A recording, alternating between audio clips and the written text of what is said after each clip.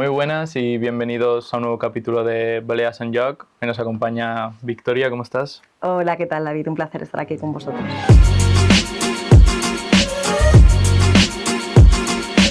Y cuéntanos, ¿cómo empieza tu formación en el periodismo deportivo? ¿Cómo empieza mi formación? Bueno, realmente antes de ser periodista deportiva, eres periodista.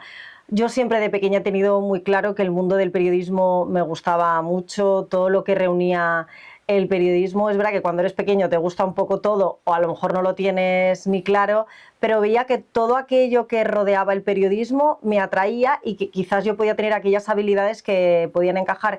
Es verdad que en un primer momento tengo esas dudas de si hacer periodismo, si hacer derecho, porque es verdad que a mí siempre me ha gustado estudiar, yo siempre he sido muy de letras, no soy nada de números, pero finalmente aposté por estudiar periodismo y creo que es de las mejores o la mejor decisión que he tomado en mi vida. Y es verdad que después me especializo en ese periodismo deportivo, que quizá a la vez es un poco el motivo por el que yo estudio periodismo. Es verdad que yo desde pequeña estoy acostumbrada con mi familia a ir a partidos del Mallorca. De hecho, de muchos partidos yo no tengo ni recuerdo. Yo sé que he estado en el campo, por ejemplo, del Sevilla y del Betis, pero recuerdo nítido no tengo porque según mi padre me quedé dormida a los 2 minutos encima de él. Es decir, he estado en ese campo, pero no tengo recuerdo ni cómo era el campo, ¿sabes?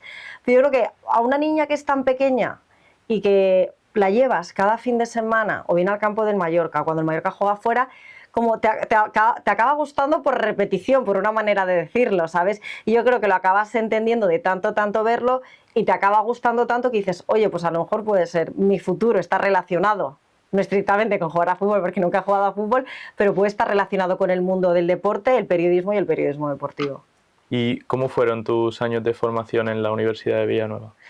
Pues yo estudio aquí en Mallorca lo que es el colegio, la educación secundaria, bachiller, pero después siempre he pensado que, a lo mejor mal pensado o no, que el mundo del periodismo, la comunicación, parece que tiene más salidas más allá de Baleares, que a lo mejor son mejores escenarios Madrid, Barcelona, la zona de Andalucía, porque a nivel de salidas profesionales, la realidad de salidas laborales siempre vas a tener una mayor oferta en la península que en Baleares. Así que en mi caso decido ir a Madrid. A mí Madrid me encantaba, ya había estado antes a modo turista antes de ir a estudiar.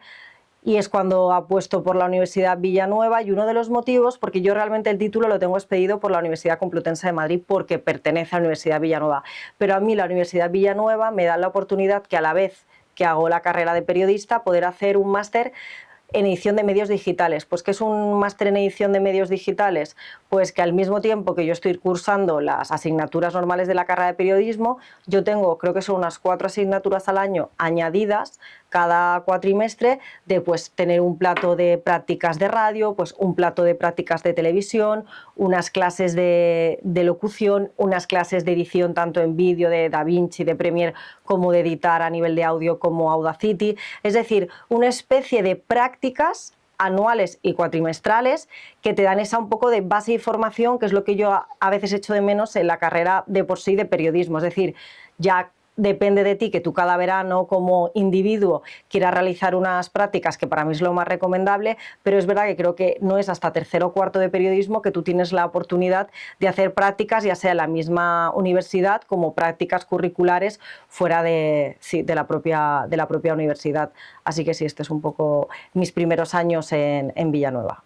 Y luego entras en Deportes 4, ¿qué aprendes de una Bueno, redacción? lo de Deportes 4 viene a raíz del máster. Es decir, yo hago los 4 años de carrera en Villanueva, de periodismo, con ese máster superior en edición de medios digitales, y justo, me acuerdo, una de las últimas semanas, cuando yo voy a terminar ya la carrera, viene Antonio Arenas, que a día de hoy es el director de comunicación, bueno, tanto de Rafa Nadal como de la Rafa Nadal Academy, con Luis García, que hoy en día es el presentador de los informativos Telecinco, y también Pablo Pinto, que es uno de los directivos de DAZN, y nos vienen y nos explican que han apostado por, entre todos ellos, hacer un máster de periodismo deportivo que va a estar enfocado tanto a radio como a tele, y va a tener como tutores profesores a los primeros espadas de aquel momento, tanto de La Sexta, de Radio Marca, del periódico Marca, de Deportes 4, de Telecinco. Es decir, un máster que te da la oportunidad, aparte de aprender, de tener como profesores a los mejores periodistas que había en ese momento, y bueno, que siguen estando en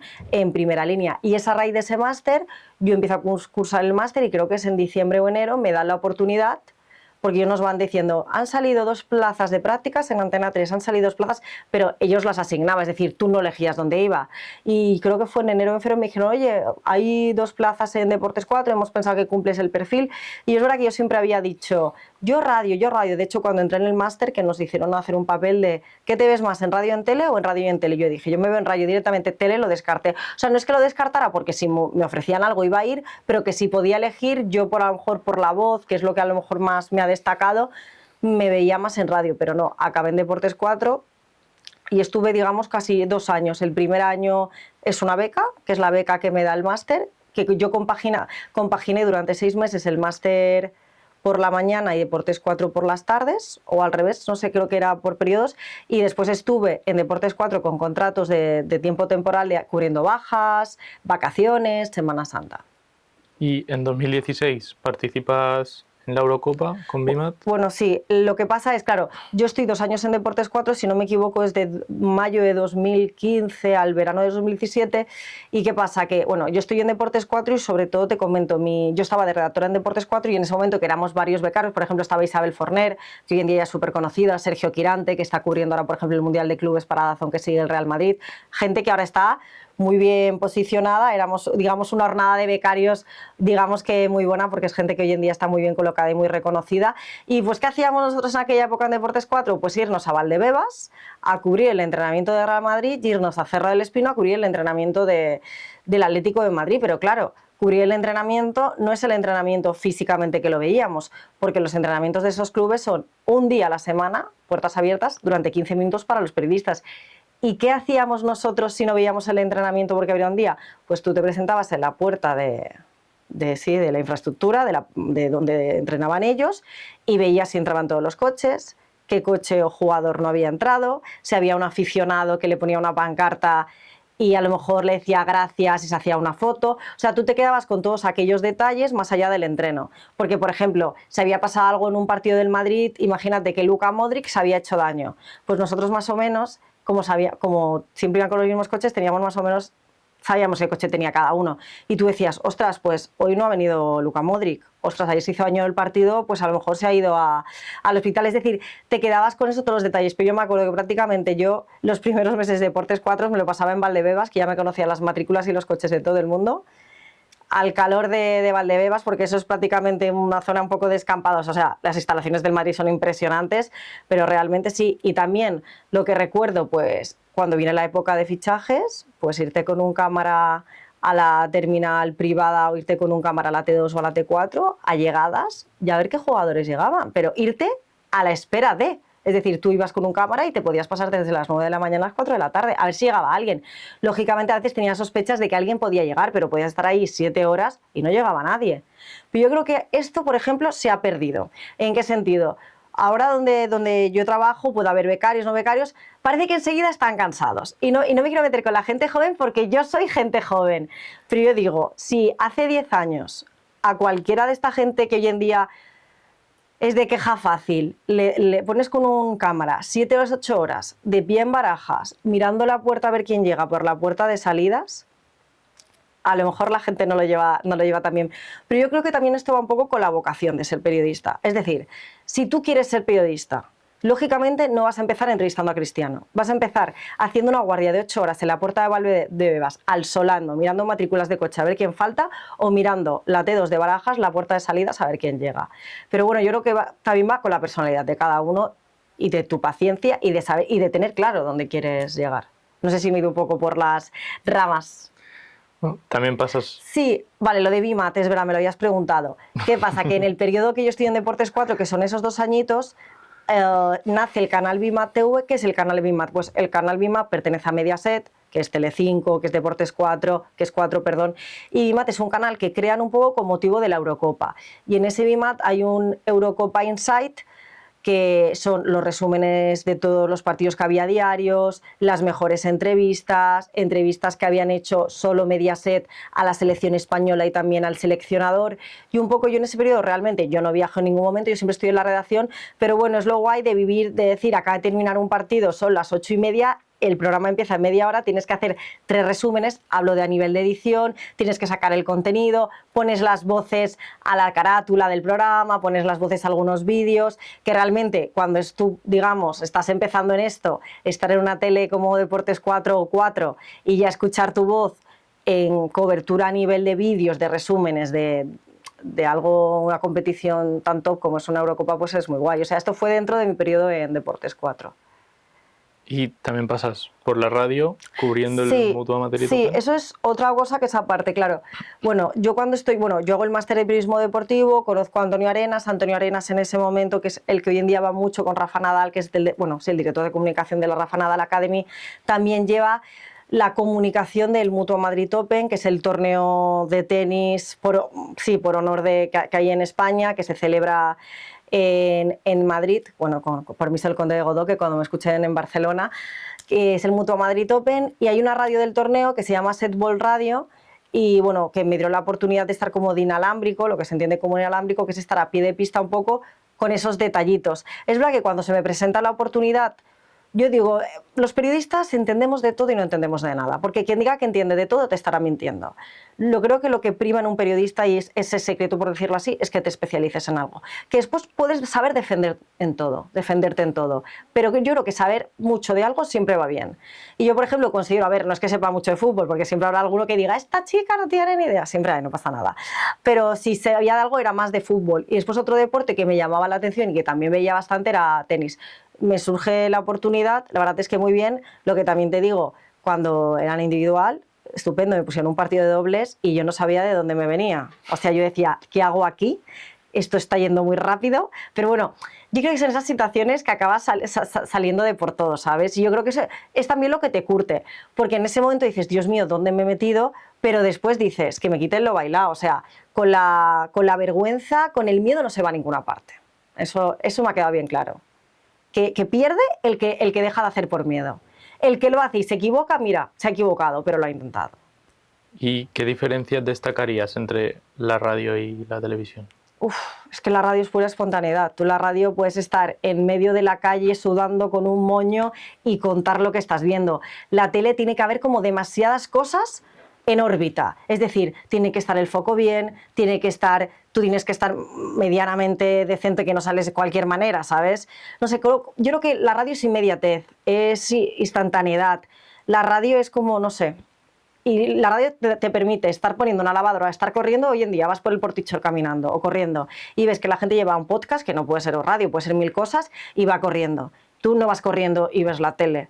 Yo soy una encantada de la radio, pero es verdad que también disfruto mucho haciendo tele. En 2019 colaboras con la Liga, ¿no? Sí, eso me surge. Bueno, yo estaba paralelamente en Onda Cero, realmente fueron colaboraciones muy puntuales con la Liga, y es que llega la pandemia. Y realmente, bueno, las restricciones de no poder salir, y es verdad que todo lo que envuelve a la Liga fue volviendo gradualmente. Y en ese momento había un chico y después otra chica de aquí que colaboraban con la Liga, pero si no me equivoco el chico estaba en su ciudad de origen, que creo que era de por Madrid, y la chica que estaba aquí no sé qué tampoco podía, y me dijeron, oye, tú puedes ir. Y sí, fui un par de entrenos. Es verdad que lo gracioso que te convocaban 3 días antes, te hacían una PCR, te hacían los tests para que tú no tenías contacto directo con los jugadores, porque, bueno, son Bibiloni, La Rejilla, Vicente Bruno por aquella época, o sea, pero me acuerdo que tú ibas, éramos poquitos periodistas, yo iba para la Liga, te dejaban grabar unos 15 minutos, y antes de entrar en Son Bibiloni estaba el médico del Mallorca que tomaba la fiebre. Tengo este recuerdo, realmente, si no te miento, creo que hice unos 3 entrenamientos, y después hice un Mallorca-Getafe, que fue el primer partido que hice como tal, que realmente fue hacer las entrevistas post partido. Digamos que fue como el primer partido como tal que hice, que era para la Liga y Gol TV, porque en ese momento no es lo mismo, porque no tiene nada que ver, pero era como una fusión. Y hice esos 3 entrenos que me pilló en pandemia, y ese partido que sí, creo que era saliendo de pandemia, cosas así. Y estás muchos años en Onda Cero, ¿cómo era el día a día de trabajo ahí? Sí, en Onda Cero es donde más he estado a nivel profesional en cuanto a duración. Estuve 5 años. Yo vuelvo de Madrid, yo he estado esos 2 años en Deportes 4 entre beca y sustituciones, también hago lo que te he mencionado, el Setball Radio del Mutua Madrid Open, pero es verdad que los que somos de isla siempre queremos volver a casa. Yo en mi lugar, bueno, En mi caso, lleva ya 7 años en Madrid. Yo en Madrid había sido súper feliz, había tenido experiencias tanto laborales como a nivel personal, de estar en una residencia de estudiantes magníficas, pero llega un momento que ya te apetece volver a casa.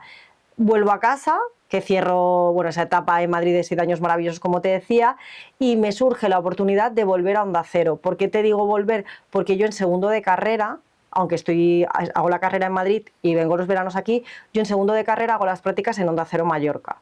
Y ya me doy cuenta que la radio me encanta, de hecho el año antes ya había estado en COPE Mallorca. Yo es lo que digo, que intento aprovechar siempre esos años de carrera, los veranos, para aprender lo máximo posible. En segundo de carrera estoy en Onda Cero Mallorca, por tanto, cuando yo vuelvo de Madrid, yo informo un poco a la gente de mi entorno laboral, la gente que yo he estado en contacto, de oye, que vuelvo a Mallorca, voy a buscar algo por aquí. Y es verdad que vuelvo y a la semana siguiente me llaman de Onda Cero, que justo el jefe de deportes se va 2 meses de baja por paternidad y que aparte a lo mejor sale algo más a largo plazo. Fui, me hicieron la entrevista y justo vuelvo de Madrid y estoy ese mes de julio y agosto presentando Onda Deportiva, que es verdad que Onda Deportiva a día de hoy no existe, pero en ese momento era uno de los programas más escuchados a nivel deportivo en Baleares, que era un programa de 1 hora. Era de 3 a 4. Y es verdad que cuando el director de Onda Cero, que lo sigue siendo, me propone el reto de, oye, ¿te apetece? ¿Te haces con el reto de presentar Onda Deportiva? Yo dije, es que yo vengo de Madrid, yo mi agenda de contactos, yo vengo de cubrir un Atlético de Madrid, vengo de cubrir un Mutua Madrid Open, de cubrir Atlético de Madrid, pero yo contactos en Mallorca, o sea, sí que tengo, porque yo realmente los veranos aquí, pero no es lo mismo una agenda de contactos de cuando llevas 7 años viviendo fuera. Y justo dio la casualidad de que el Mallorca acaba de bajar a segunda B ese año. Es decir, es el verano que empieza el Mallorca en segunda B y la verdad que me fue fácil. Primero porque siempre he sido una apasionada del Mallorca y no era terreno desconocido, y después porque me di cuenta que cuando tienes un programa de 1 hora y lo puedes alinear a tu gusto, yo también era jovencita, es que ahora no sé qué edad, si estuve 7 años en Madrid, debía tener unos 24, 25 años. Sí, no tenía más, o incluso 23, sí, unos 23 años. Tienes 1 hora de programa en una radio como Onda Cero para hacer las entrevistas que quieras, sin límites de nada, ni tienes que ir por un lado de otro, y lo disfruté muchísimo, la verdad. Y estuve 5 años, de hecho. 5 años, yo realmente empiezo en deportes, en Onda Cero, pero después se libera una plaza a nivel normal, de redactor normal, y yo paso a hacer un poco política, sociedad, cultura, y los veranos, cuando es verdad que el primer espada, en este caso Paco Muñoz de Onda Cero de deportes, se iba de vacaciones, pues yo lo cubría. Que se iba en Semana Santa, yo lo cubría. Es verdad que en Onda Cero pude dar ese paso de ser versátil, es decir, tanto irme a cubrir una rueda de prensa de, creo que era Vicente Moreno por aquella época, no me acuerdo, como irme a un pleno del Parlamento a cubrir política. Es decir, yo tengo que dar las gracias en ese sentido, porque yo realmente cuando empiezo la carrera me enfoco muy prácticas en Deportes 4, todo, o sea, yo empiezo mi currículum muy enfocada a deportes, pero llegas a una radio local que te da una oportunidad de un contrato indefinido y dices, mira, es que un periodista, digo, tienes que saber de todo y tienes que saber de nada. Y si no sabes de algo, que no se te note. ¿Sabes lo que te digo? Defenderte. Y eso me dio el bagaje de poder decir, mira, es que hoy en día puedo cubrirte una rueda de prensa de Marga Proens, presidenta del Gobierno, como puedo cubrirte un partido del Mallorca a pie de campo. Y en 2022 formas parte del Mallorca. ¿Cómo es esa experiencia dentro del club? Pues la verdad que fue algo para mí como maravilloso, la verdad fue un sueño cumplido, porque yo es verdad que desde pequeña yo decía, yo quiero ser periodista, y yo cuando eres pequeño que dices muchas cosas, yo decía, quiero trabajar en Mallorca, yo quiero trabajar en Mallorca, pero realmente nunca piensas que eso que dices se acaba cumpliendo. Y es verdad que me surge la oportunidad de ir al Mallorca, de formar parte del departamento de comunicación como redactora de contenidos, y la verdad como lo recuerdo con una época muy bonita, muy intensa, porque todo lo que pasa en el club, tanto cuando se vive como aficionado, como trabajador, es muy intenso, aprendes mucho, tener esa cercanía con jugadores de primera división, ver la parte más humana, más interna de un club, y la verdad que fue un año apasionante, porque es verdad que al principio, las primeras jornadas, tenía la oportunidad de viajar también a los partidos de fuera para hacer ese pie de campo para el YouTube. El Mallorca tiene ese Playred Live que emite los partidos, digamos, la parte, no con imagen porque sabemos que hay derechos, pero esta parte sí, más youtuber, digamos, de los partidos. Y sí, yo al principio hacía el pie de campo, o sea, en los partidos de casa hacía el pie de campo de todos. En las primeras, creo que fueron 10-15 jornadas, también viajaba afuera, pero después paso en un set muy parecido a este, a presentar el programa cuando el Mallorca juega afuera. Y la verdad que, imagínate, increíble, estar prácticamente 4 horas en directo, y sin prompter ni nada, porque claro, tú te pones ahí delante, pero realmente yo le digo, cuando entiendes algo y cuando te gusta no te hace falta nada. A ver, lógicamente algún día se te puede ir la pinza a decir, oh Dios mío, ¿qué estoy diciendo? 1000 veces me ha pasado estar dando la chapa así sonriendo y decir, no sé ni qué estás diciendo, Victoria, pero tú sigue, sonríe que la gente no se va a dar cuenta. Pero sí, muy bien. Y también vives una anécdota graciosa junto a Kang In Lee. ¿Cómo es ese momento? Ese momento, la verdad es que, a ver, no me ha traído dolores de cabeza ni mucho menos, pero es verdad que como cada 7 meses siempre hay alguien que recopila el momento y lo vuelve a hacer un poco viral en redes. Nada, a ver, Kang In Lee, jugador queridísimo en el Mallorca, dio muchísimas alegrías. Y nada, creo que había pasado, era enero, era un entreno a puertas abiertas con niños, y lo que había pasado que, bueno, en los últimos meses yo creo que Kang In Lee había sonado que se quiere el Atlético de Madrid, que no sé qué, bueno, había ese rum, y yo dije, pues, como Kang In Lee tampoco era muy de conceder entrevistas, no por nada, sino que hay jugadores que les gusta más hablar con la prensa y menos, pues era un entreno a puertas abiertas y yo iba un poco preguntando a los jugadores.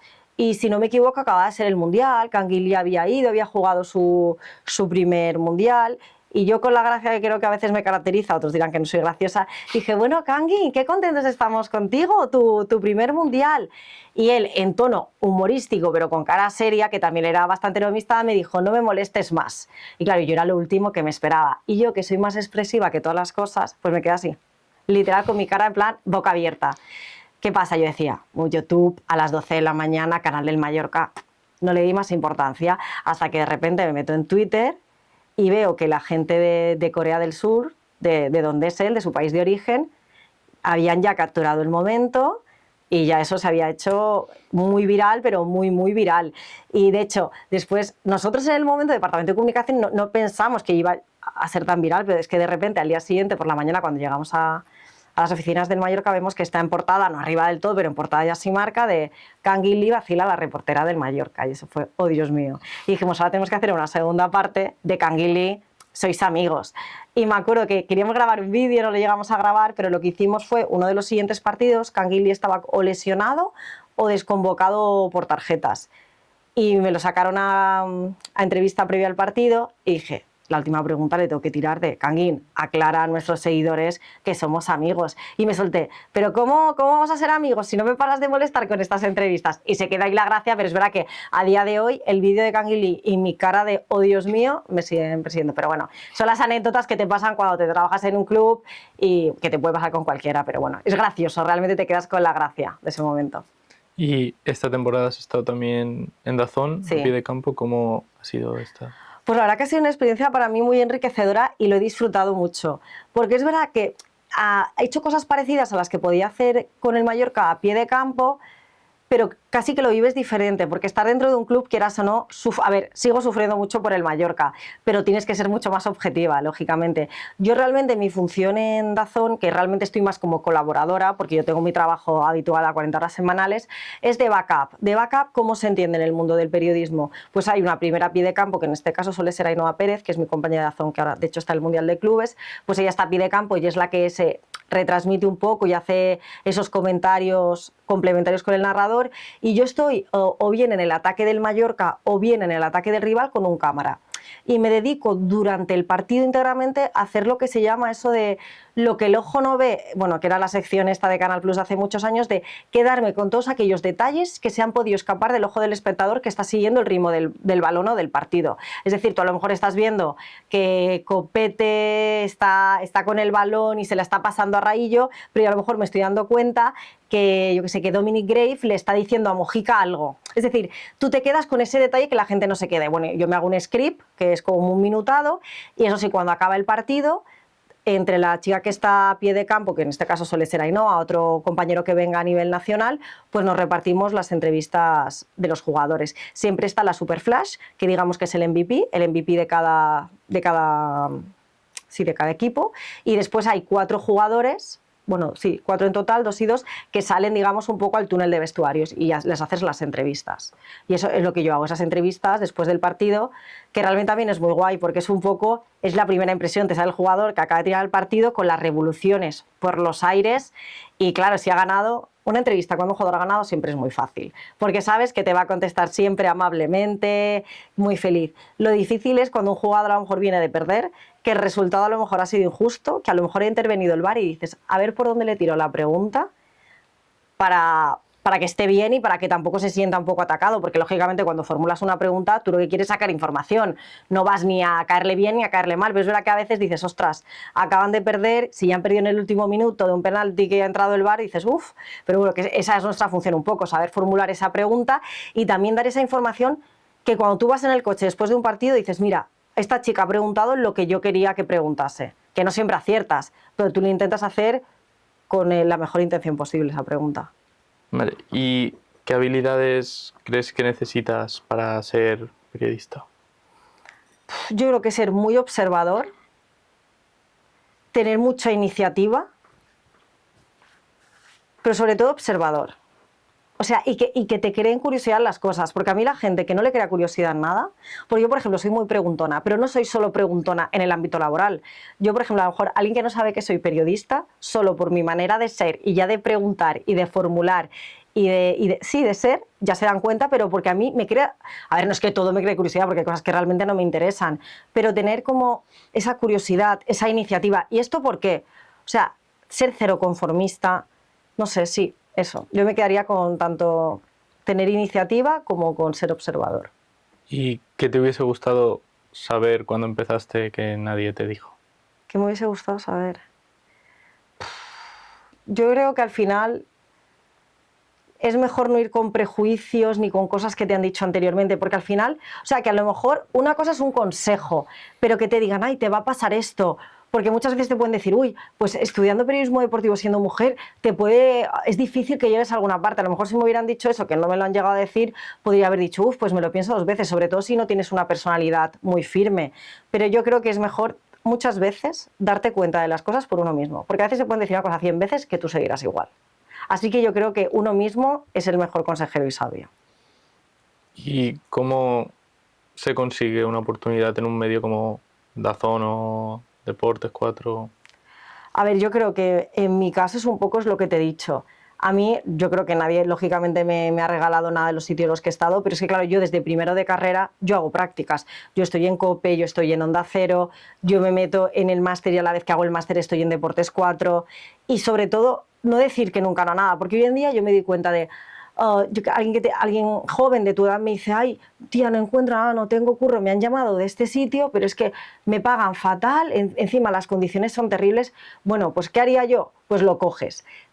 Si realmente después te das cuenta que es terrible, ya lo dejarás, pero cógelo, porque lo fácil es decir que es terrible. Pero si no lo has probado, ¿cómo lo sabes?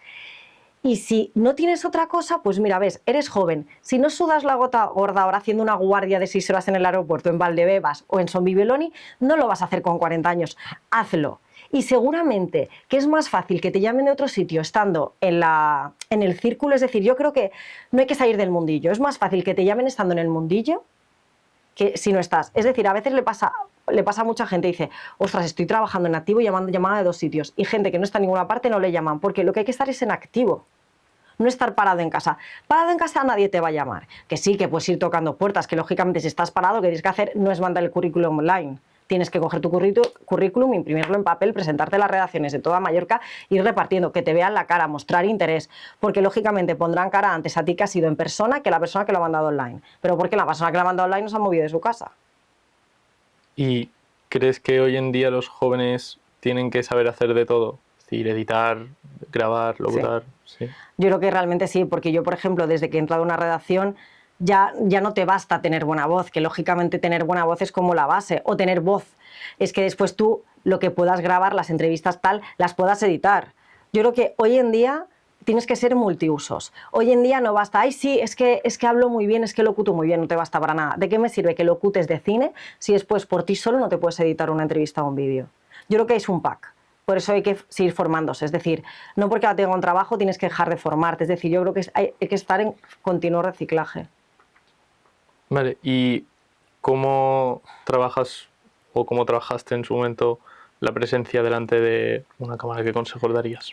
Uf, es que yo realmente, como siempre he sido tan de radio, claro, yo empiezo, porque realmente en Deportes 4 yo pantalla no hacía en Deportes 4, te mentiría. Yo en Deportes 4 es lo que te digo, yo me hacía guardia de 6 y 7 horas en Cerro del Espino, en Valdebebas o en Barajas, y después sobre todo lo que yo hacía mucho en Deportes 4 era poner voz a los vídeos. Es verdad que realmente mi primera oportunidad como tal de hacer pantalla me la da el Mallorca. Es verdad que a mí nunca me había desagradado y como te puedes dar cuenta, ni me callo, ni tengo vergüenza, ni mucho menos. Pero es verdad que la primera oportunidad como tal fue ponerme delante de una cámara en el Mallorca. ¿Qué pasa? Que no es lo mismo ponerte delante de una cámara de un tema que no controlas que del Mallorca. Es decir, cuando dominas tanto de un tema, y yo no me apuntaba a nada, me ponía adelante, que hay días que tal salía mejor, otros peor, pero yo creo que para hacerlo bien en pantalla es seguridad en ti mismo. Porque cuando una persona, yo a veces cuando estoy viendo la tele, que ya veo que la chica que está en cualquier canal empieza a temblar, digo, ay Dios, cuando se equivoca una voz, se equivoca tres. Porque ya es, a no ser que sea un despiste que haya tenido. Yo creo que la seguridad en uno mismo es la clave para dar confianza al que está al otro lado de la pantalla, que es el espectador, y decir, mira, lo estoy haciendo bien. Y estando en directo, ¿te ha costado en algún momento mantener la calma o la naturalidad? Yo creo que realmente no. Yo es verdad que, por ejemplo, tengo muchos tics, como te das cuenta, muevo mucho las manos. Y a veces me dicen, Victoria, no muevas tanto las manos, pero a lo mejor encontrarás, cada maestrillo tiene su librillo y te dicen, no, para notar que tú expresas, que tú tal, mueve las manos. Yo lo muevo de cero y yo no me di cuenta, o sea, yo intento estar así, pero no puedo, yo tengo que mover las manos. Pero esos son tics de cada uno. ¿Y alguna vez te has sentido infravalorada por ser mujer en un deporte como es el fútbol, que está bastante masculinizado? Más que infravalorada, creo que sobre todo cuando estás en proceso de formación, que eres estudiante y la gente te pregunta, ¿qué estudias? Y dices, periodismo, periodismo deportivo. Deportivo, ah, sí. Como que causas más. Ahora, yo creo que a día de hoy ya hemos visto tantas cosas, tantas mujeres a nivel de deporte, a nivel de periodismo, que ya no llama tanto la atención. Pero hace 10 años, cuando yo estudié la carrera, sobre todo en los hombres, yo me acuerdo que estaba en una residencia, me acordaré siempre, y éramos, sí, eran unas 300 personas, era mixta. Y cuando a lo mejor hablabas con algún chico y te decía que eso es periodismo deportivo, ah, sí, pero tú entiendes de fútbol, tú sabes de fútbol, y te hacían típicos comentarios como que necesitas justificar y demostrar que realmente sabes. Que hoy en día, cuando ya te han visto trabajar, sabes que haces buenas preguntas, buenas entrevistas, ya no tienes que demostrarle nada a nadie. Pero en un principio sí que parece que tienes que autojustificarte más que si fueras un hombre. Pero yo te hablo de la etapa más de formación. Ahora hoy en día, no, ya no me justifico. Y a quien no le guste, pues que no mire. ¿Y qué consejo le darías a una chica joven o un chico que está empezando? Yo siempre le digo que el miedo no frene el hecho de voy a probar en plan, por ejemplo, si a mí cuando me dieron la oportunidad de hacer lo del Mutua Madrid Open del tenis, hubiera dicho, Dios mío, pero Victoria, yo me hice un máster en 2 semanas de lo que era el tenis. Bueno, lo que era el tenis no, de lo que era, podía ser una competición. Mira, si lo haces y la cagas, hablando en plata, pues mira, malo será. Pero peor, decir, ostras, ¿dónde podría haber llegado si me hubiera dado la oportunidad a mí mismo de hacer eso? Yo creo que nunca el miedo nos puede frenar. Yo entiendo que hay gente que puede decir, ostras, qué vergüenza tener que hacer esto, pero te puedo asegurar que yo al principio, hace muchos años, decía, ay, qué vergüenza tal. Ahora, me pongan de lo que me pongan, digo, es que malo será, ¿qué me puede pasar? ¿Sabes lo que te digo? Que sí, que a veces te puede salir mal y dices, ay, madre mía, vaya Cristo hecho, o Victoria, hija, espabila. Pero bueno, ya está. Te autofustigas un poco y para adelante. ¿Y qué crees que marca la diferencia entre un periodista bueno y un periodista excelente? Excelente, yo creo que es vocacional. Es un periodista que se levanta ya con el olfato de buscar la noticia, buscar el contenido, hacer una buena entrevista, que te vas a dormir diciendo qué puedo hacer mañana para que esta entrevista, para que este programa me salga mejor. Y bueno es, yo creo que aquel que es buen periodista, que cumple con su trabajo, pero que se conforma, que la ambición no le va más allá que cumplir con lo que hace. ¿Y qué papel crees que juegan hoy las redes sociales en el mundo del periodismo? Fundamental. O yo creo que te unes a ellas o pasan por encima tuya.